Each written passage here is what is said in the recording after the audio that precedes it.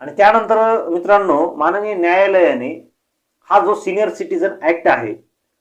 या ऍक्टचं ऑब्जेक्ट आणि रिझन काय होतं याबाबत देखील या जजमेंटमध्ये सांगितलेलं आहे की मूळ उद्देश हा कायदा बनवण्याचा काय होता. तर मूळ उद्देश असा होता की जे काही सिनियर सिटीजन आहेत, जे काही ज्येष्ठ नागरिक आणि माता पिता आहेत आणि त्यांना त्यांची मुलं मुली किंवा नातेवाईक हे सांभाळ करत नाहीत आणि ते अनेबल आहेत स्वतःचा सांभाळ करण्यात, ते स्वतःचा सांभाळ करण्यास असमर्थ आहेत. त्यांना जे उत्पन्न मिळतं त्या उत्पन्नातून देखील ते त्यांच्या गरजा भागवू शकत नाहीत. तसेच काही प्रकारामध्ये की अशा ज्येष्ठ नागरिकांनी आणि आई वडिलांनी काही त्यांच्या जी मिळकती आहेत, प्रॉपर्टी आहेत, मालमत्ता आहेत की त्यांचा सांभाळ करावा या अटीवरती त्यांचे ते जिवंत आहे तोपर्यंत पालन पोषण व्हावं, त्यांची शारीरिक आर्थिक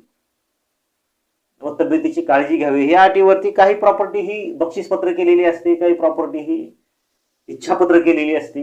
सॉरी इच्छापत्र नाही बक्षीसपत्र केलेली असते, ट्रान्सफर केलेली असते, रजिस्टर खरेदी खत केलेलं असतं किंवा दानपत्र केलेलं असतं. अशा प्रकारची प्रॉपर्टी असे शब्द व वचन दिल्यानंतर ज्यावेळेस ज्या व्यक्तीने ती प्रॉपर्टी लिहून घेतलेली आहे तो व्यक्ती ज्यावेळेस अशा वचनांचा म्हणजे वचन पाळण्यास नाकार देतो किंवा फसवणूक केली जाते त्यावेळेस अशा प्रकारची प्रॉपर्टी ही परत देण्यात यावी अशी कलम 23 मध्ये सांगितलेले आहे. किंवा अशा प्रकारचा झालेला व्यवहार हा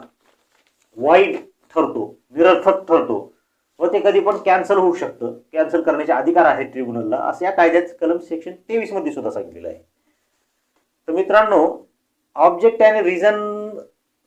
माननीय कोर्टाने यामध्ये सांगितलेले आहेत या कायद्याचे ऑब्जेक्ट आणि रिझन